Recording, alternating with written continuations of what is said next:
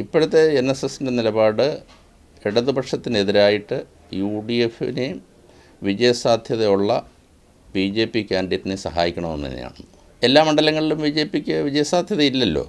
വിജയസാധ്യതയുള്ള BJP സ്ഥാനാർത്ഥികൾക്ക് vote മറിക്കണമെന്നാണ്.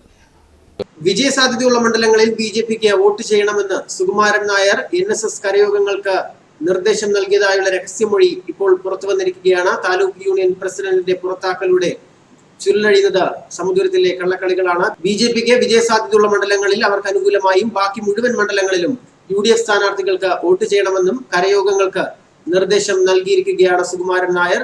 ഇത് തന്നോടും ആവശ്യപ്പെട്ടതായി കഴിഞ്ഞ ദിവസം പുറത്താക്കപ്പെട്ട NSS Mavelikkara taluk union president advocate TK Prasad ഇപ്പോൾ വെളിപ്പെടുത്തുകയാണ്. കേരളത്തിലെ മുഴുവൻ NSS താലൂക്ക് യൂണിയൻ നേതാക്കൾക്കും ഈ നിർദ്ദേശം നൽകിയതായും കരയോഗങ്ങൾ വഴി മുഴുവൻ അംഗങ്ങളെയും ഇത് അറിയിക്കണമെന്ന് സുകുമാരൻ നായർ അറിയിച്ചുവെന്നും അഡ്വക്കേറ്റ് പ്രസാദ് മലയാളി വാർത്തയോട് പ്രതികരിച്ചിരിക്കുകയാണ്. സമദൂരമാണ് നിലപാട്. പക്ഷേ സമദൂരത്തിൽ നിന്നുകൊണ്ട് അദ്ദേഹം മറ്റുള്ള രീതിയിൽ പുറമെ പറഞ്ഞുകൊണ്ട് മറ്റു പല കാൻഡിഡേറ്റിനെയും സഹായിക്കുന്ന രീതിയാണ്. എന്തായാലും LDFന് ആ സഹായമില്ല.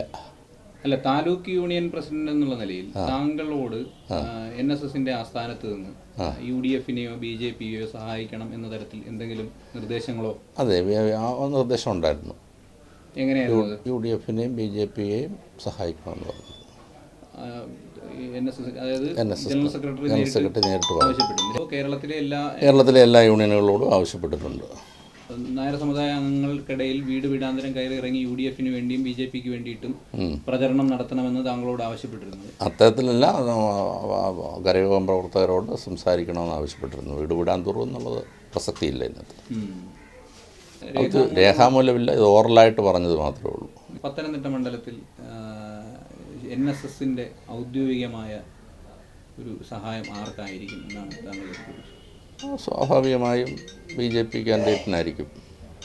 ഒരു താലൂക്ക് യൂണിയൻ നേതാക്കളുമായും ആലോചിക്കാതെ ജനറൽ സെക്രട്ടറി ഏകപക്ഷീയമായി എടുത്ത ഈ തീരുമാനം അംഗീകരിക്കാനാകുമായിരുന്നില്ല. എല്ലാ രാഷ്ട്രീയ കക്ഷികളോടും സമദൂരം പാലിക്കണമെന്ന് പരസ്യമായി പറയുകയും സംഘപരിവാർ പോലെയുള്ള സംഘടനകളെ രഹസ്യമായി പിന്തുണയ്ക്കുന്ന ഒരു സമീപനമാണ് ഇപ്പോൾ സുകുമാരൻ നായരുടെ ഭാഗത്തുനിന്ന് ഉണ്ടാകുന്നത്. ഈ നിലപാടുകളെ ചോദ്യം ചെയ്തതോടെയാണ് താൻ ജനറൽ സെക്രട്ടറിയുടെ കണ്ണിലെ കരടായതെന്നും അദ്ദേഹം ഇപ്പോൾ വെളിപ്പെടുത്തുന്നു. NSSൻ്റെ നിലപാടിനോട് അങ്ങനെ ഒരു ഹിതപരിശോധന നടത്താൻ നേതൃത്വം ഇതുവരെ തയ്യാറായിട്ടില്ല. ആരെയും വിളിച്ചുകൂട്ടി, പ്രവർത്തകരെ വിളിച്ചുകൂട്ടി, ഉത്തരവാദിത്തപ്പെട്ട യൂണിയൻ പ്രസിഡന്റുമാരെ വിളിച്ചുകൂട്ടി നമ്മൾ ഇന്ന നിലപാടാണ് എടുക്കേണ്ടത് എന്നുള്ളത് ഒരു ചർച്ചയ്ക്ക് വിഷയീകരിച്ച് ഒരു തീരുമാനം എടുത്തിട്ടില്ല. അപ്പം ഒരു സ്വേച്ഛാധിപത്യപരമായ രീതിയിലാണ് പോകുന്നത്.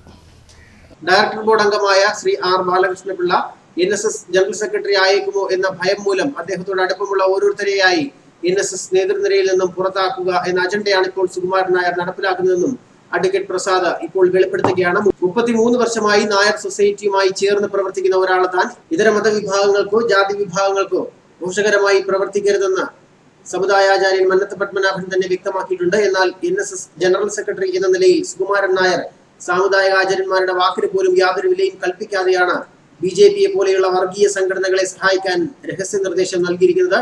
ഇത് അംഗീകരിക്കാനാകില്ല എന്നും വിവിധ കരയോഗം ഭാരവാഹികളുമായി കൂടിയാലോചിച്ച് തുടർ നടപടികൾ കൈക്കൊള്ളുമെന്നും അഡ്വക്കേറ്റ് TK പ്രസാദ് ഇപ്പോൾ വ്യക്തമാക്കിയിരിക്കുകയാണ്. ന്യൂസ് ഡെസ്ക് മലയാളി വാർത്ത.